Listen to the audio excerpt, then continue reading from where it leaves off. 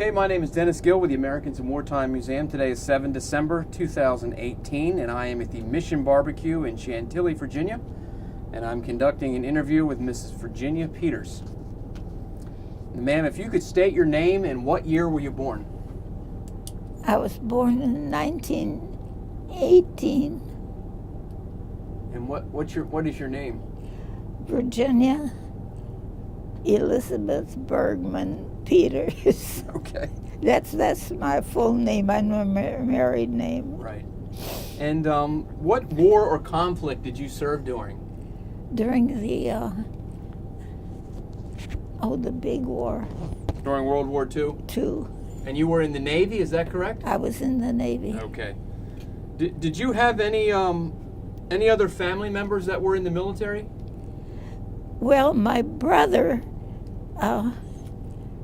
tried to get in the military, but when he found out how much land he and his father and my father were running, they said, no, you have to stay here because we're feeding the world.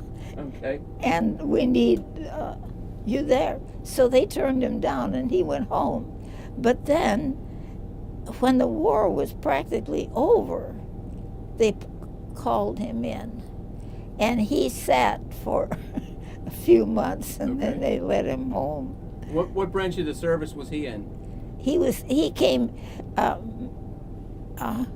that time I'd met my husband, who was going to be my husband, and when he found out that Paul had been called, he said, we can get him here. And I didn't pay much attention to it, but the next thing I knew, Paul was there. Okay.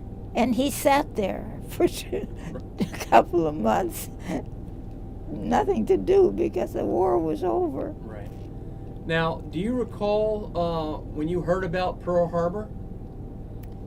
You know, I was trying to remember that, and I just can't. Okay. Where were you living during that time? Before you joined the military, where were you living? I was living, wait a minute, that's another story. As I say, I was born in Minnesota. Okay. And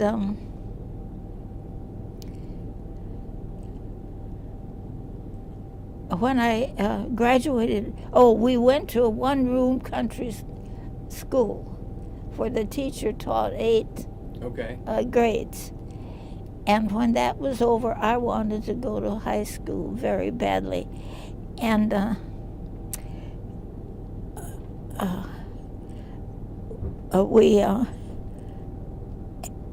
can't remember now how it was, but anyway,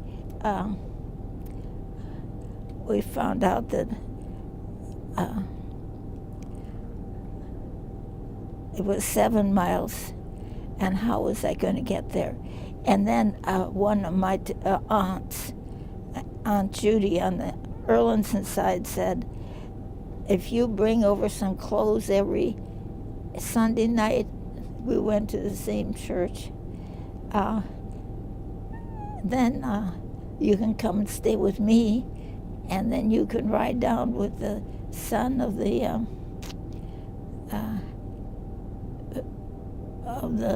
man who ran a little store.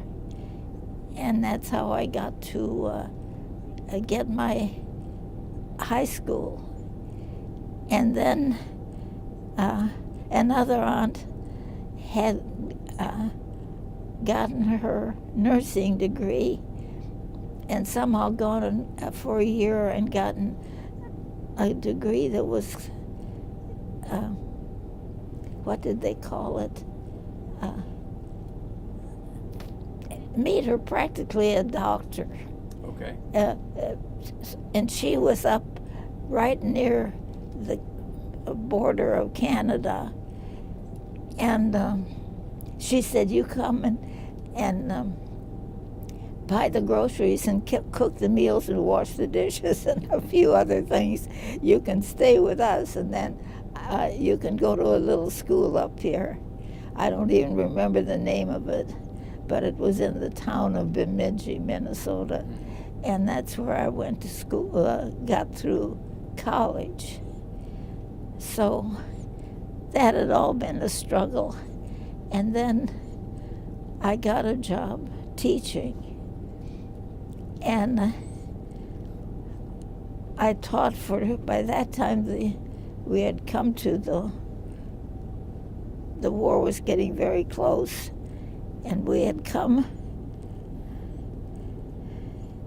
and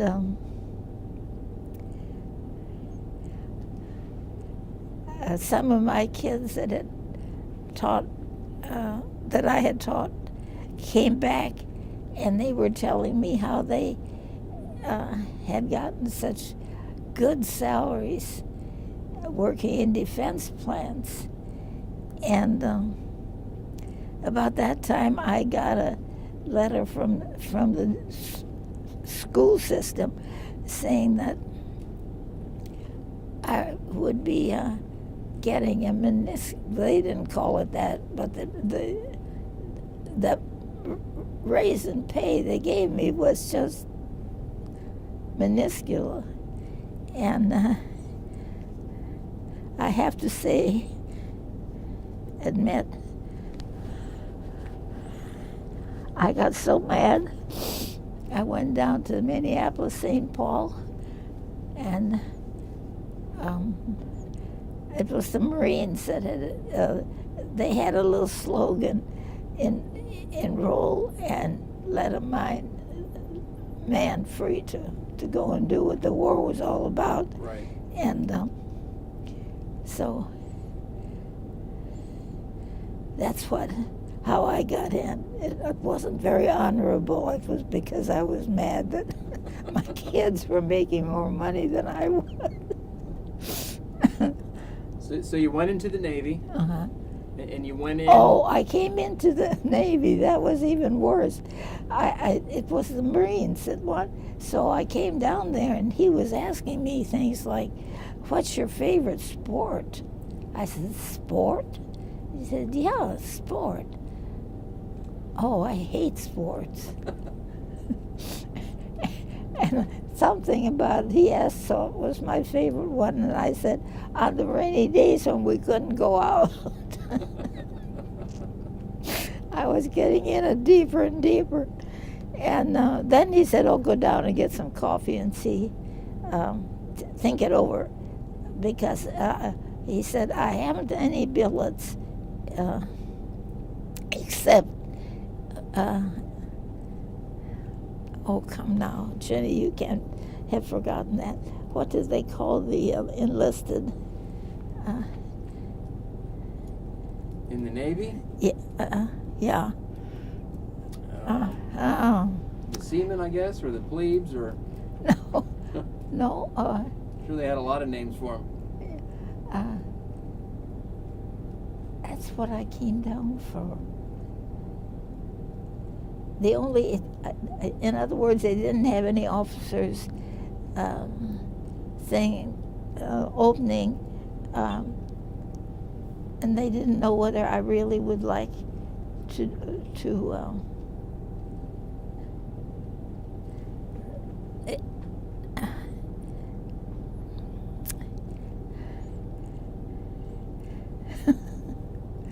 It's funny how... We can come back to it. Yeah, anyway. So do you recall where it is that you went to training? Oh, yes. So then, anyway, I went with that woman. Okay.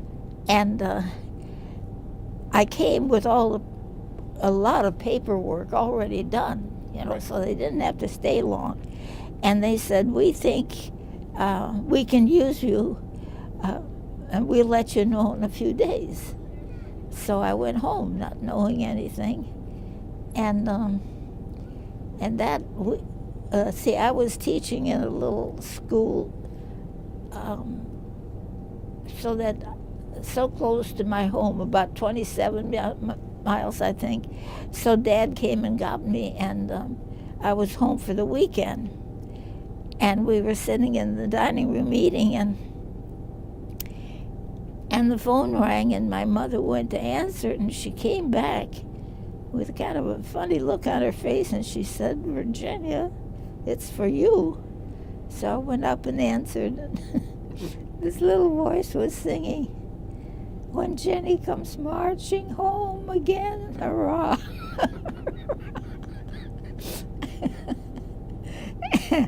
And I said, "Does that mean that I got in?" She said it did. It was the little woman.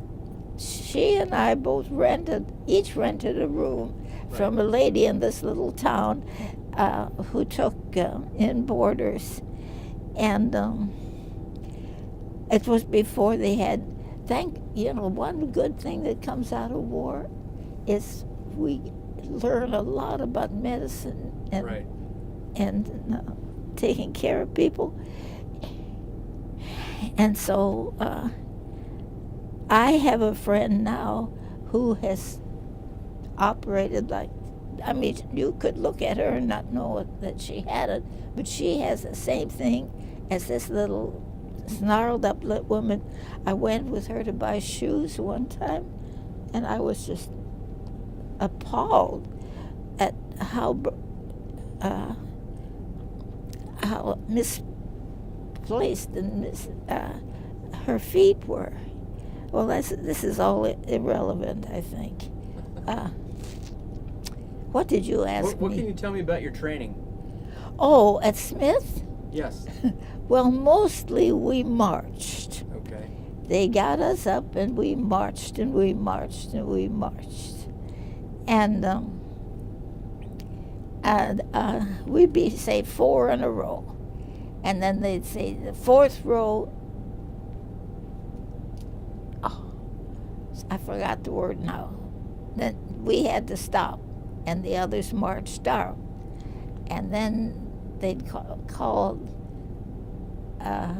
something else, and they'd be giving these orders. And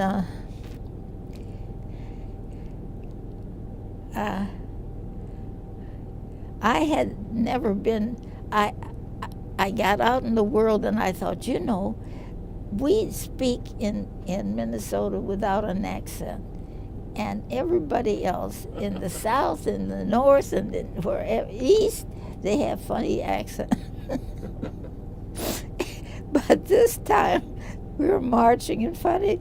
All of a sudden, the woman giving the order said, "Halt, you all." And she was from down south. Well, I had never heard a Southern accent, and I thought that was the funniest thing I ever heard. And they all were looking at her. Oh, but anyway, we got in. Where was your training? Smith College. And where is that? It's in New England. Okay. And it's a very, it's the kind where girls that can afford it go. Gotcha. And I must say that those girls were very good to us and treated us with great friendship while we were there. Right. Now, that was your basic training, correct? Or did you do all of your training there? That was the basic training. Okay. And as I said, I think it merely had got us, well, for instance, I was a little bit too thin to get in. And the woman that sat next to me was a little bit too heavy to get in. Okay. But by the time we had marched and we were both the right size. Right. And I couldn't say, "No, I don't feel like eating today." For one thing, I was hungry because we had marched. March all day. And that's about what the marching did, I Right. think. So after your training there, where did you go? Well, I had written that I would love to be in San Francisco, in New York, and I named all the exciting places. So they sent me right back to the Midwest, Great Lakes, Illinois. But that wasn't the worst. we got in a bus, and there were two sections to this place that they took us, and the one was the one that would operated in World War I, and so there were nice green grass, and there were paths, and everything was elegant, and they took all but two of us off there. And that scared me. I wonder what on earth's going on now. And that wasn't the worst, but when we got over there, it was nothing but muddy,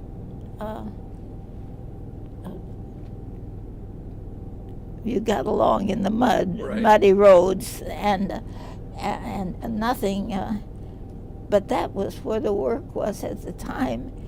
And I was assigned, well, one of the things was about insurance. And of course, the first thing they did for all the recruits was to give them an insurance to help them and their parents. And that was all. And then this girl said, "Oh, I know a lot about insurance. I'd like to take that." So that left me all alone there in the wilderness. And then they finally brought me up to this place, and I was taken in to meet the commander, Commander Turk. He was about so high, and everybody was scared stiff of him. And he had there's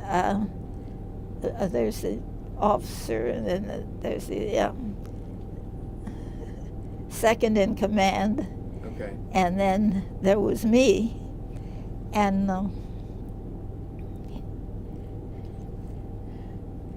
it's getting a little hard for me to remember. Anyway,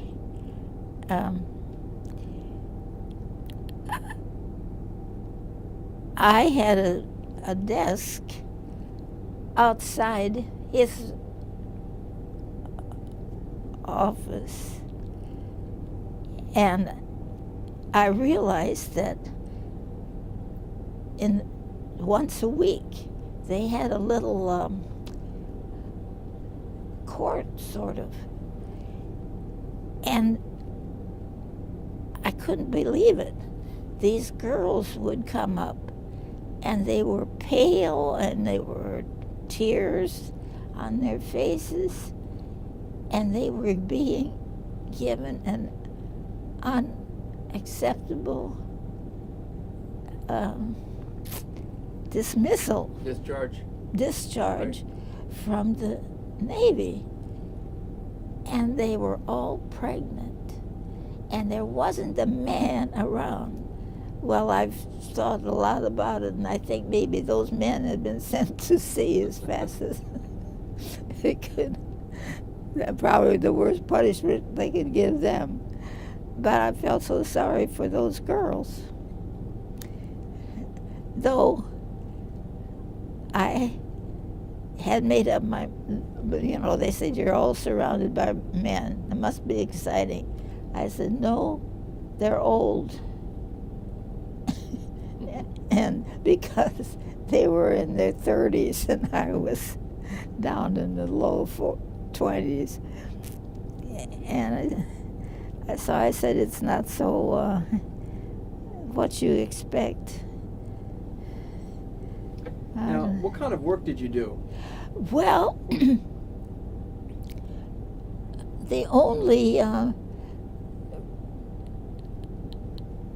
I did a lot of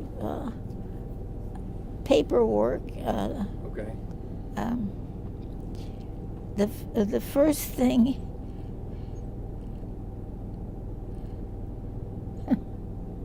I kept records, and I did there was a lot. You had to know about every boy that came in, every man that came in, and of course women too. And you had to keep records.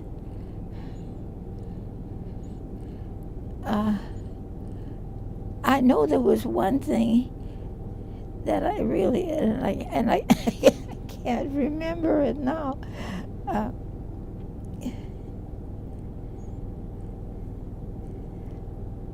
But I could say that I was busy all the Right. time, doing, I suppose, odd and ends things that the commander and the officer under him. And I know, the one biggest job I had was to keep up the list of men who would stay at night in the when everyone else went back. Well, like the men went back to the. Oh, there was a weird name for that, but I can't think of it. And what did I start to say? That you were keeping track of the men and where they were going. Oh, and then there was one man that was chosen, one man, not a woman, was never chosen, to stay on duty at night when everyone else went back to the barracks. Right. And I found out that one of the things that happened were the guys began to come up and say, it's just very inconvenient for me to come, And I did a couple of those, and then I found out that that was a mistake. And I had to shape up. So you had to keep watch at night? I didn't have to. You did not. Not? But these men did. Okay. And I also found out that I was not going to make any allowances if they were ill or if there was a death in their family. Right. Couple of things, and maybe some more. Those could be arranged, but nothing else. Right. And as soon as the guys, I went through a bad time when I started saying no. And so when the word went out that she just doesn't change her mind, they stopped pushing me. Now, were you an officer? Oh, yes. Okay. You see, the minute they saw my college degrees, they put me in. That was the problem with the first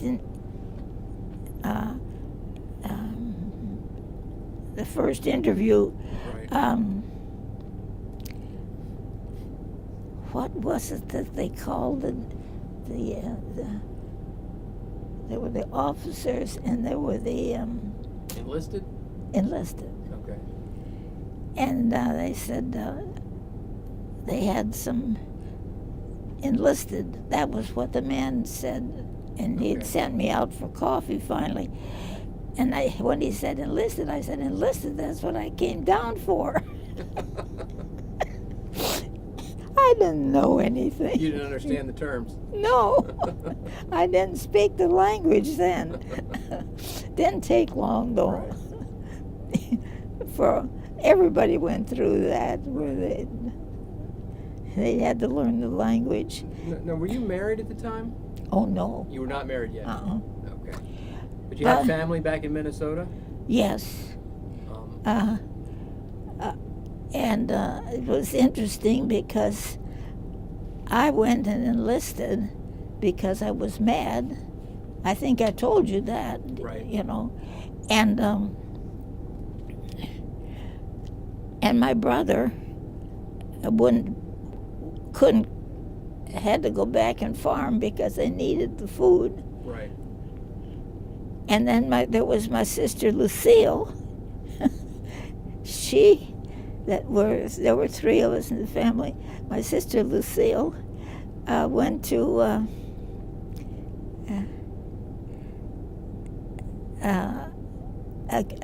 Christian college Right. in Chicago, and she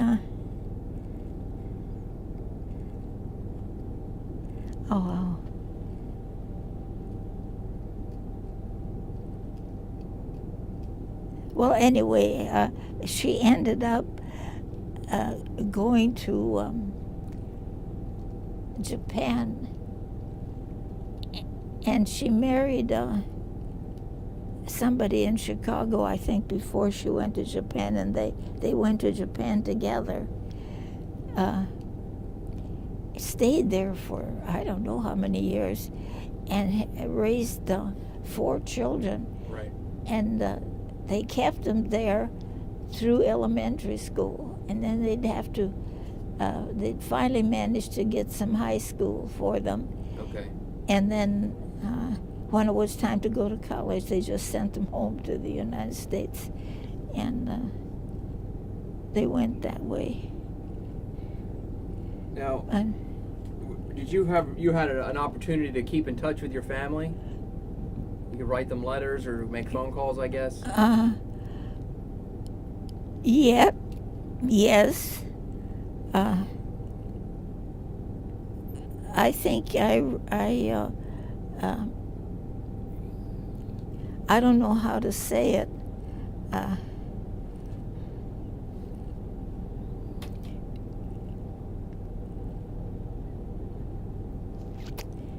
I guess we wrote letters. I can't think of any other communication. Right. Did you have any recreation time? Was there anything to do there other than work? Or at the when I got to Chicago, when I got the Great Lakes, right, where I was. What was the question? Did you have any and was there any recreation, anything to do when you weren't working? Yes, there was, and I remember everybody got a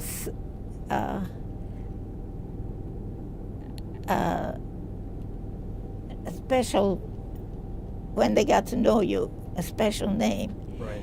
And they turned out they didn't know how to, so they ended up by calling me Miss B, because Bergman was my last right. name.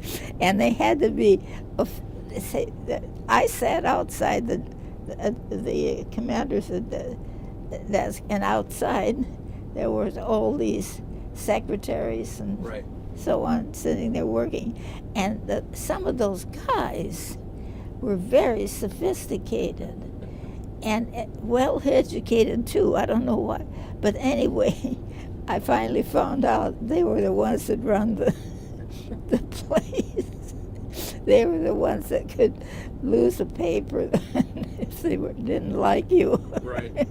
And so I learned to be friendly with them, and then I had never drunk alcohol at all, and my family thought it was a sin. So when I got there, I thought, what am I going to drink? I suppose those things, tall things with the cherry in them and so on, maybe would be best. Well, I was coming to work the next day with the worst hangover ever. And finally, Ernie came up to me and he said, "Miss B, we're going to take you out and show you how to drink." I don't know if I should put this in. Absolutely. We want to hear that story. Well,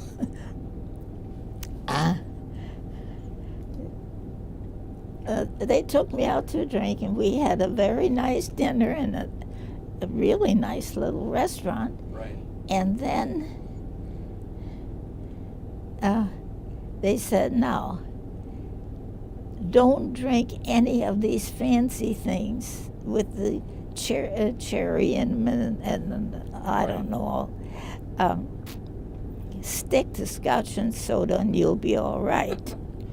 Well, they gave me some scotch and soda. I said, gee, this is good. Then I learned only one. Right. So, I don't think these are the sort of things you want to put in them. But So that was your first time drinking any alcohol? any alcohol. Right. Well, I had tried to drink those fancy drinks and Right. come home and been sick. Excuse me. And Ernie was smart enough, although he sat outside to see that I was not in good shape when Right. I came, and was kind enough to. So when he gave me the first scotch and soda, I said, "That's really nice." And I don't drink anymore, but when I do, occasionally, it's always a scotch and soda. Right. So how long were you there? How long did you serve at Great Lakes? I don't know. What year did you go in? This is crazy. Does 1943 sound right? 1943? It doesn't sound. You were there about 3 years, correct? Well, I was at Great Lakes. Oh dear. Have you got a phone? We'll skip ahead. Do you recall what you were thinking when the war was over?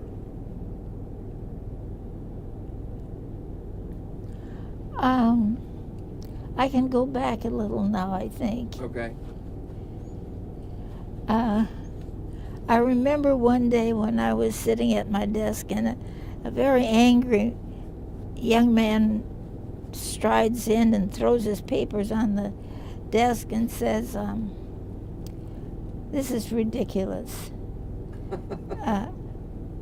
I just come from Washington. I have friends there, and they're going to help me get to sea."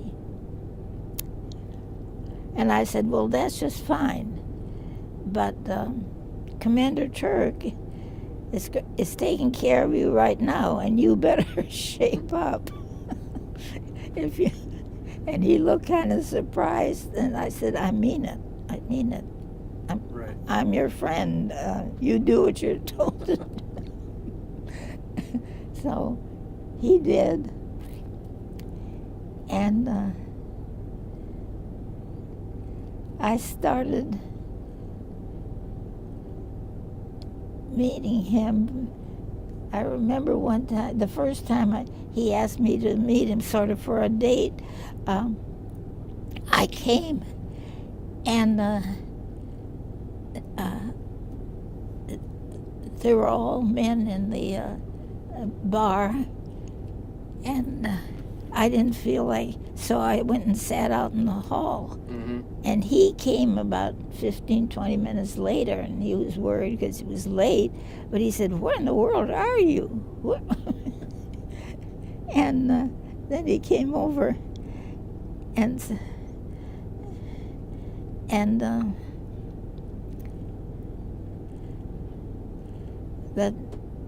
the other thing I remember was the girls in the group were really. Oh, the men had what, I don't know what. It's terrible. I need somebody to be telling me the words for it. For relaxing, And Okay. the women had a house, and so he asked me for a date, and I said, well, would he like to come? No, it wasn't that way. It was the girls needed, we got little stickers in addition to our salaries. Right. And they said, have you got any? I know you got little stickers, one of them said to me, because you don't go out like we do. And I said, yes, I have. And she said, well, we're giving a party, and we need stickers like that to buy the supplies and everything. So they said, get a date. Well, I had dated one man because he had a car, and that's all I can remember about him. Right. And I dated another one. What was his? Well, and he was out of town because whenever we got a bunch of men ready to go to sea, they had to be taken to the West Coast by an older officer, and he was away on one of those at the time. Well, they said, how's about that thing that man that sits down at the end of the and never says anything to anybody? He said, you want me to go and ask him to go out? And he said, yes, we do. I said, I don't dare. And he said, I mean, what would he think of me? Go on, we need your money. So I go over and I say, we're having a little party at the house. That's where the women had. Right. And I said, I wondered if you'd like to come. Oh, I'd be delighted, he says. So he comes. Well, those girls had gotten they had me in the kitchen. This is your place, since you're in the kitchen, you'll know what to do. And then they walk off and leave me in the kitchen. And I'm mad as a hatter. And I get out and I start to go home. And there stands this silent man waiting by the door. And I apologized, and there was a fireplace running in a little room there. And I said, come in, and maybe we can come in and get acquainted anyway. And as the girls at the house said,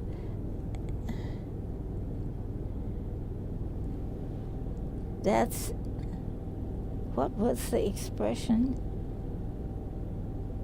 Anyway, he was there all the time. Right. So I married him. So you met your husband there? Uh-huh. But not until after the war. Okay. And finally, I don't know how he ended up in New York, because he had other relatives in other places. But he said, he called me and he said, I found a man who'll marry us. I said, you did? Yes. Can you be in New York at such and such a place? And I looked at my mother and I said, do you think I can do that? And she said, well, we'll help you. Right. And I got my things together and I got on. Dad took me to the Montevideo, where I could get on to a bigger train. And then I went to, and it wasn't until I was coming down the aisle to get in the, to get out of the bus or whatever it was I was in, and I thought, oh my God, if he isn't there.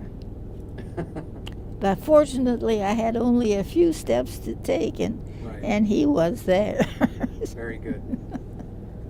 Now, when you did you all live in one house together? All the women that were working during the war? During the war, you all lived in one house. See, that was our chance to relax.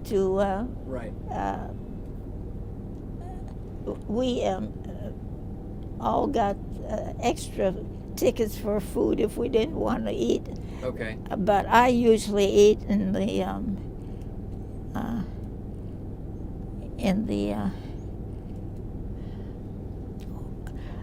I can't believe that that words aren't coming to me, in the mess hall. I usually eat in the mess. Gotcha. Mess is a good word for it. It is. All right, ma'am, we got a couple more questions for you. We were talking just a minute ago off camera about the president during the time, World War II, FDR. Yeah. Do you have any thoughts on him? Oh, his leadership? He's my hero. Franklin Delano Roosevelt. I don't know how to say it, but he surprised everybody. Right. Because he was kind of a nobody when he was elected, and didn't he serve for?